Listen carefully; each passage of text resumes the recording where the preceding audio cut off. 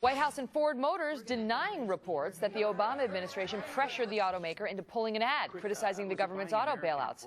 We'll talk to the star of this commercial and ask him to tell us what he thinks is going on here next, right after this break. I wasn't going to buy another car that was bailed out by our government. I was going to buy from a manufacturer that's standing on their own, win, lose, or draw.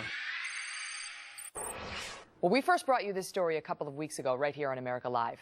Ford Motors getting attention with a new ad featuring a real car buyer who said he bought Ford because it was the one American car company that was not bailed out by the feds.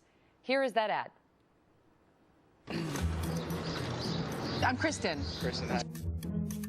We're going to head on into the interview. Chris, was it buying American important to you? I wasn't going to buy another car that was bailed out by our government. I was going to buy from a manufacturer that's standing on their own, win, lose, or draw. That's what America's about, is taking the chance to succeed and understanding when you fail that you got to pick yourself up and go back to work. Ford is that company for me. We then got word a few days ago that Ford pulled the ad after complaints from the White House. Now both the car maker and the administration are saying there was no pressure for Ford to do so.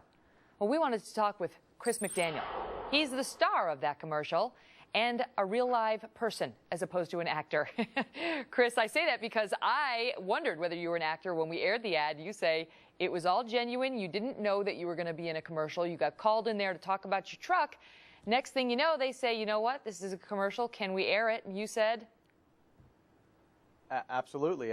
Like you said, and it was funny because I watched your interview with Steve Moore, and I was like, no, Megan, I'm not an actor. I'm really not an actor. I'm just a guy that bought an F-150 truck with this EcoBoost engine. I love it, but I'm no actor. So it was genuine. When you were giving the reasons for why you bought Ford, the anti-bailout sentiment, that was genuine. That was from you. It wasn't a script.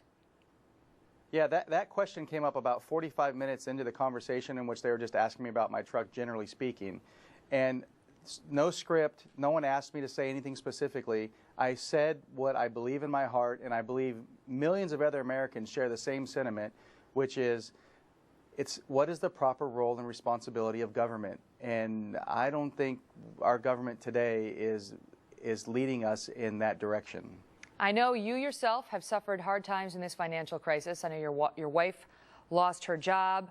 You lost your house. The IRS audited you. Nonetheless, you don't believe in a government handout.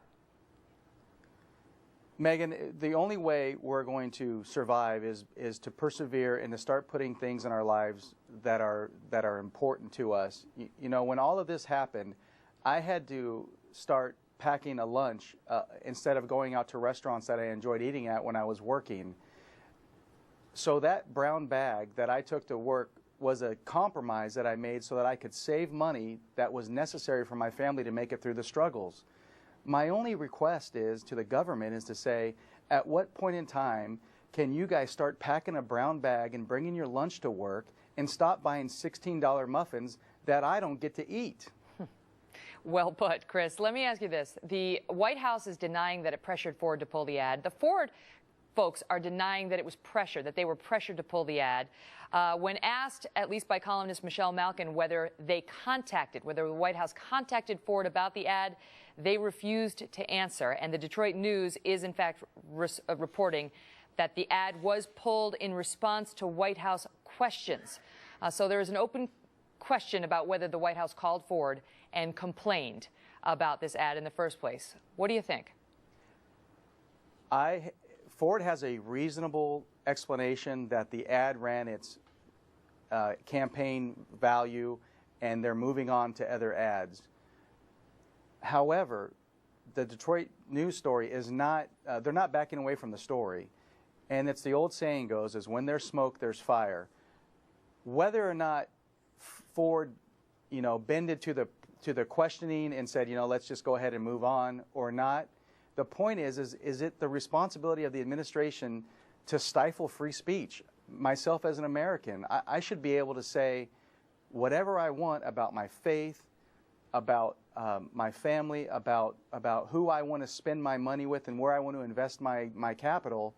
And I don't think it's the responsibility and the proper role of government to be putting the squeeze on any company, regardless of their position on a subject like this. Chris McDaniel, all the best to you and your family. Thank you so much for being here. I appreciate it, Megan. Thank you. See you soon.